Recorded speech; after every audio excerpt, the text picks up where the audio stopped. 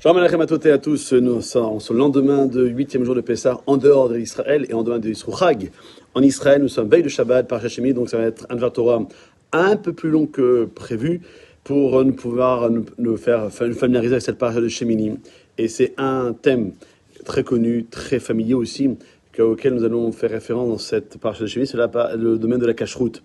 Évidemment, la Torah va nous donner tous les animaux permis ou interdits, tout ce qui est impur, tout ce qui est pur, du bétail aux volailles, du poisson à la vermine. La Torah, elle passe en revue toutes les catégories afin de nous prescrire ce que nous avons le droit de consommer, puis elle nous met en garde sur la gravité de manger ce qui est interdit. En imposant ces lois alimentaires strictes, Akadosh Baruch Hu veut nous séparer des non-juifs, qui eux peuvent consommer ce qu'ils désirent. Midrash Tanchuma propose cette parabole qu'un médecin est venu visiter deux malades. À l'incurable, il lui permettra de manger ce qu'il voudra, alors qu'au second, qui est en voie de guérison, le médecin imposera un traitement composé d'aliments permis et interdits. Le juif est appelé à vivre. Il est en ce monde-ci pour servir Hachem et à se préparer à une vie future. Certaines firmes n'ont pas compris ce principe et cherchent par tous les moyens à copier la gastronomie des non-juifs en fabriquant des crevettes cachères, des steaks hamburgers parvés à mettre sur du fromage, ou bien des apéritifs au goût bacon, et tout ça est tamponné, cachère, et pourquoi pas aussi avec une bonne akjara, et pourquoi pas.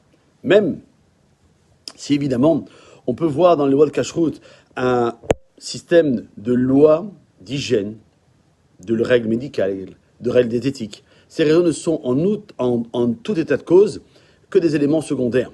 Le but premier de la cacheroute, c'est de faire ce que Akadosh Baruch Hu ordonne afin de garder notre neshama, notre âme, en bonne santé et de permettre à l'esprit de réfléchir sainement.